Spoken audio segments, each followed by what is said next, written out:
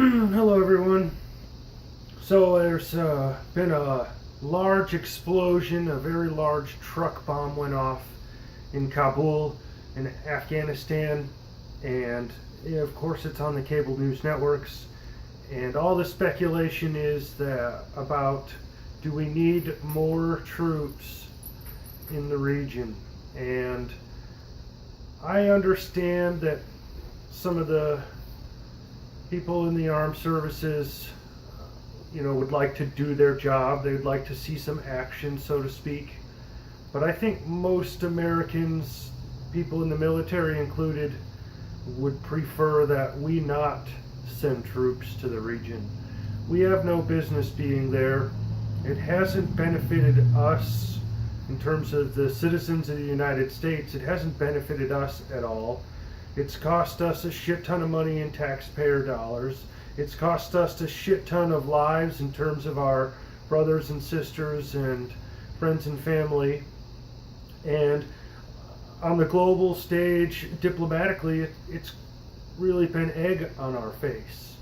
And so if you need a reason not to trust the legacy Mockingbird media, if you need some reason to turn away from that nonsense because you still don't believe that in the lies and the bias, do yourself a favor and consider how often the media turns pro-war and how quickly. Just think back to the Bush administration and how quickly groups like CNN and NBC were ready to beat the drums of war and send Americans overseas to water the desert with blood. People in the media pretended like that wasn't happening under Obama, but it was just a much more silent and covert kind of warfare. And if you look into the numbers, we still caused a lot of death over there. It is a good thing that we didn't send so many of our troops, but it was still too many of them, too many American citizens watering the desert with their blood for no reason.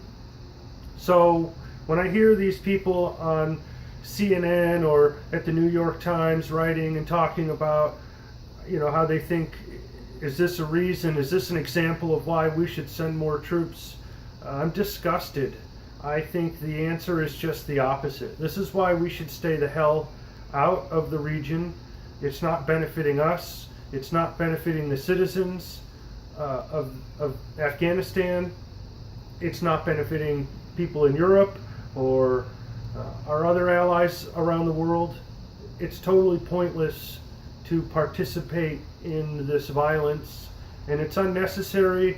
And I think most people are beginning to realize that the violence would begin to take a downturn if it wasn't for all of this involvement by Western NATO countries. Of course, we have corporate interests there and strategic interests in terms of oil and other resources, but there are more intelligent ways to develop those strategies. The U.S. has plenty of resources here in this hemisphere. We could work a lot more closely with our neighbors in this hemisphere to develop and produce the different resources that we need. We're already capable of producing a great amount of oil from shale and whatnot. So this old guard mentality of the military industrial complex, this idea that we have to run around and police the world and show off all of our fancy weaponry, is ineffective, and it's detrimental to the people here in this country. It's detrimental to the people where we're sending our troops. It's a lose-lose situation. Nobody really wins from our behavior, and so I'm just absolutely disgusted to see that this is what all of these leftist mouthpiece news outlets want to talk about. Like, oh, we need to send more bodies over there. We need more people there to ramp up the violence, to increase the tensions, all while, they sit around and harp about how terrible it is that we potentially have some dealings with the Russians, or how terrible it is that Republicans have interests in the arms industry, because there are no Democrats anywhere who have any connections, Hillary, to the arms industry at all.